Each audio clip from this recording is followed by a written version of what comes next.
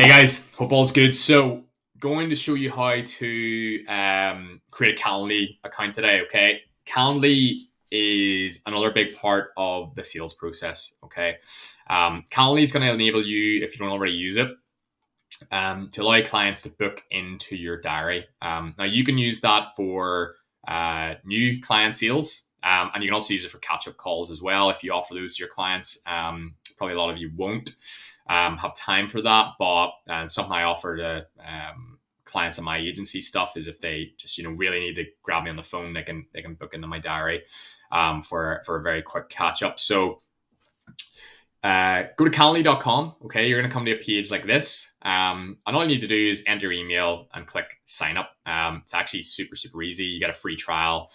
You can test it out first, but I would really recommend using it. Now, when you do come to have to pay for it, I would consider, not even consider, I would advise that you go for the professional one. Okay, you can see it's the most popular.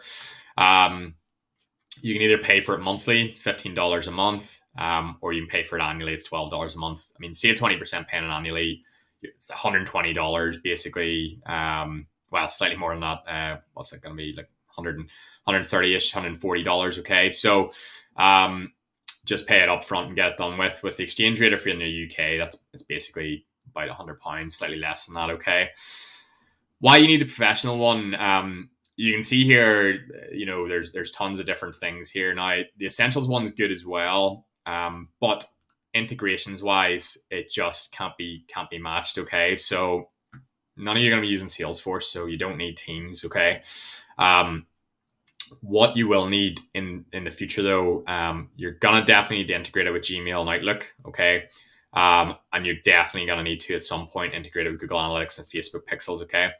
Other cool options as well. I've known some people in the past that do calls where clients actually have to pay you for the call. Okay, so that's another option that you can actually do that. You can take payments for people to book in. Wouldn't recommend that though. Just use it for sales calls, but it is an option. Okay, but you're gonna need it for Google Analytics and Facebook Pixels. Okay, one, you want to set that up from day one, so it's tracking all that data, and you have all that data from day one. And two, further down the line, when you do start advertising on Facebook, Instagram, potentially YouTube, things like that, you'll want all that data from before you start advertising, but also to actually say advertise for a booked call or something like that, you'll need the Facebook Pixel. Okay, so for all the difference it is between this one and this one, I definitely recommend getting professional. Okay, once you are all set up with the account, okay, you'll have a screen like this, okay, which is my Calendly. So you can see there, there's catch-up call and strategy call. There's a wee eye with a dash through that because the catch-up call is something that's only viewable to my clients. I don't want people booking in for sales calls with a catch-up call because a catch-up call doesn't have any questions on it, whereas a strategy call does.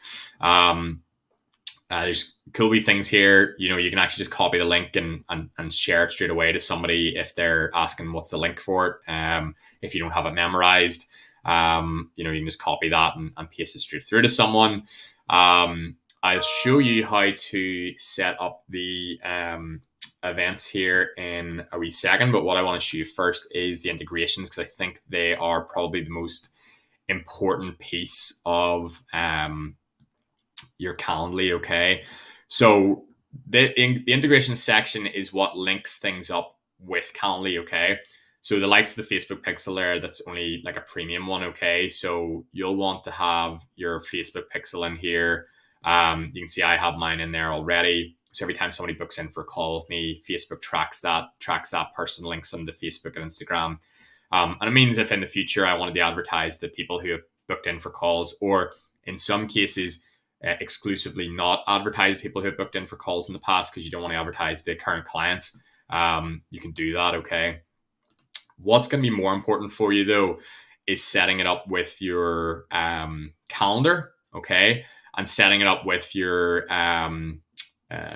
email provider. Okay. So calendar connections, you'll want to go into here, and you can see there that I have my Office 365 account set up. Okay. Why you need to have this set up before you do anything else and start taking calls is what this does is it checks for conflicts and it adds to my calendar. Okay. So if you book in for a sales call with me, first thing Calendly does is before it shows you what times and dates you can book in, is it checks my calendar to make sure that I don't already have something on during those times. So if I have, say, lunch with a client booked for 1 o'clock on Tuesday, the 4th of January, and you want to book in for that time, it won't give you that time as an option. Okay. It'll say he's not available. Okay. It'll give you the times I'm available. The second thing is you want it to add to your calendar right away. Okay. So whenever you book in, it automatically puts your Calendly date into my calendar. So I know whenever I come in for work in the morning, okay, there's one there. Okay. Now if you don't use, depending on anything you can use in there. If you don't use Office 365 is not the end of the world. You can set up most calendars in there. Okay. I like Office 365. I think it's a good system. There's other things here you can set up like Google Analytics. There is workflow things. And these are new. I don't actually have this one set up yet. But you can set up workflows so that it automatically emails reminders and things like that. Same with Gmail. Stripe, like I was saying before, PayPal if you want to take payments. So there's a ton of different stuff you can set up here. MailChimp as well. Zoom. Now, this is one you are going to want to set up, again, like the calendar before you do anything else, is Zoom, okay? Or Microsoft Teams if you're that way inclined. The reason you want to have Zoom set up is so that you can have a Zoom call for your sales call, okay? I don't actually give the option of a phone call on my Calendly, okay? I just have the option Zoom or Microsoft Teams. I do not want to have to phone somebody at a specific time, on a specific date. They don't answer. It's, I get angry because they haven't answered. It ruins my whole day. Set them up for a video call. The other thing is I don't really like doing sales calls over the phone. You can't see someone's face. You can't see if they are agreeing with you, disagreeing with you, if they're even paying attention. I don't take sales calls if somebody's in the car. If somebody's like, oh, can you phone me? I'm driving from here to here at this time. I don't do it. I say no, rebooking for a time that you can have a Zoom call with me, okay? So by having Zoom linked in, whenever somebody actually goes to book a Calendly with you, let's see if I can show you my Calendly here.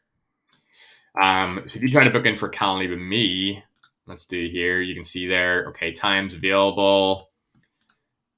Okay, name, email. The options are Zoom or Microsoft. There's nothing else, okay? What would you like to discuss on the call? How much money do you make?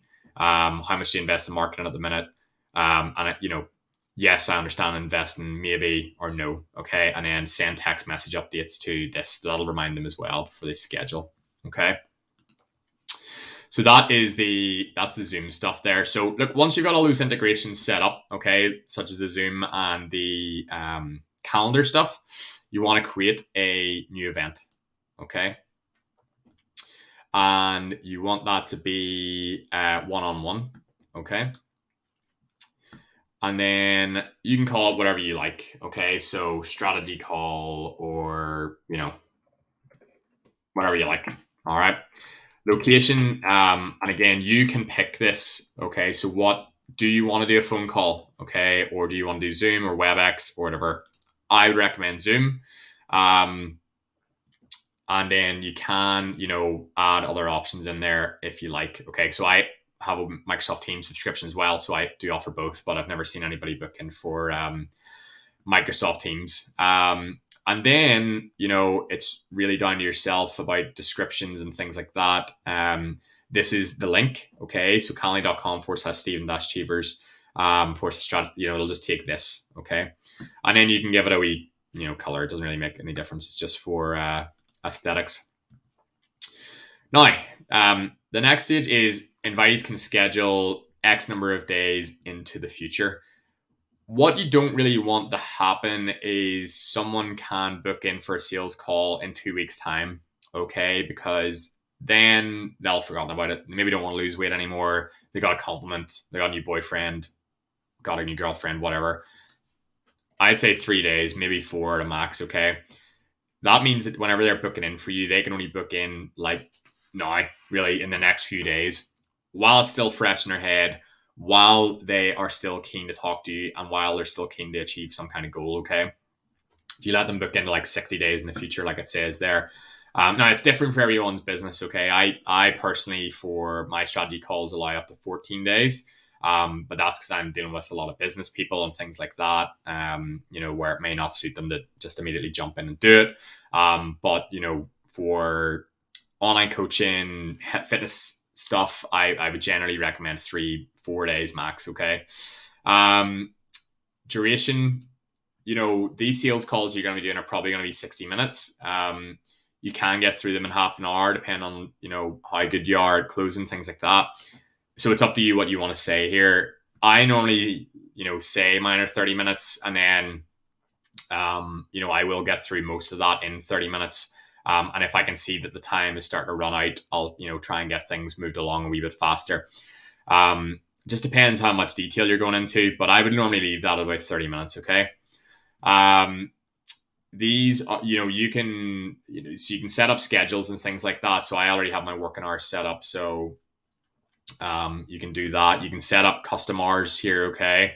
So you're only available between, certain times. Okay. So if you want to do evening calls, or you want to do them during the day or whatever, what I would recommend to you is, you need to be available as often as possible to take these calls. Okay.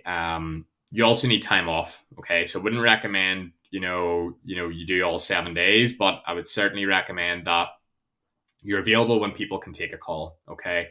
Don't do, I can only take calls Monday, Tuesday, Wednesday between 9 and 2. Okay. No good, because your client's not going to be able to take a call then. Have it available, in the evenings when you're not on the gym floor, or when you have time. Take some on a Saturday morning, for example, cut off at like 1 o'clock, things like that. But be flexible. Okay. At the end of the day, this is for you to get sales. This is not a time to start getting, pernickety about when you can and can't take calls. All right. Yes. So again, I would add time before and after the event as well for your own diary. Okay. So generally for me, I do 30 minutes either side. Just means if the call does run on, it ends up being an hour-long call, that people can't book in for a call straight away after that. It's going to book out time either side. You can set up additional rules. Okay. So again, you can show start times in increments, different increments there. Invitees can't schedule within 4 hours in advance. Start time. I normally do have that, so if somebody tries to book in at, say, 8 a.m., they can't book in until at least like 1 p.m. Okay. Because if somebody books in, maybe I haven't put something in my calendar that morning, or somebody said, oh, do you want to go, go for breakfast or something like that, and then they book in, and the next thing I have a sales call and don't realize it. Okay, so you want to have that. Maximum amount of events per day. You maybe, don't want to do more than 3 sales calls in a day. So you can, have, say, 3. Again, you'll want to have that's preset anyway, but automatically shows them the time in their own time zone. A secret event, you don't want to do this for strategy call, but you might want to do it for a catch-up call. That's like what I was showing you before there with the wee eye with the dash through it. That just means that people can't see it unless you give them the link. And that's pretty much it, guys. Now that is that all set up. Okay. Now the only other thing you might want to do is go through some of these. Okay. So you might want to start adding some questions in. So, things about like that you want to know about them, have you tried this before? Are you willing to invest? Stuff like that. We'll go through all those type of questions in other trainings, but might want to have other questions here that that come in before you want to take the call. Okay, so pre-qualifying questions, and then your workflows. Okay, so workflows, a lot of people don't set these up. I definitely recommend setting up the workflows. Okay, so you want like a text booking confirmation to the invitee. Okay, you can create multiple different workflows. Okay, ones where, so if we go into a new workflow here, there's all these different ones. You can have thank you emails sent. You can have text reminders, text confirmations, things like that. Okay. These are already pre-set up. You just click use workflow and it adds it in. Okay. It's very, very, very good system. The one that I use there is textbook booking confirmation to invitees. So as soon as somebody's booked an event, it sends them a text to remind them your sales or your strategy call is on this time, this date. See you then, kind of thing. Okay. So if we go back again, oh, sorry, there we go. Okay, notifications and cancellation policy. Again, you may want to set stuff like this up. So, email reminders. Okay, so email follow-ups, text reminders. I would just have all of these switched on. You might want to have a cancellation policy. I would just put something polite in here, like please give us, 24 hours notice if you can't make the call. And generally people will let you know most of the time. Some people won't show up. That you will get no-shows. That happens a lot. But generally, if you put something in there, people know the score. Okay.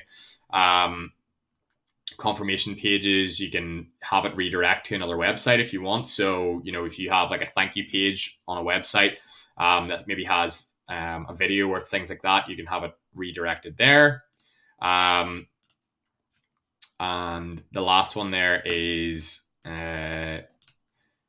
collecting payments, which you're not going to need for a strategy call. Okay, so these can be edited at any time. This is now all set up. It's now live. So if I go back in here, you'll see that that's there. And if we copy the link, let's go into here.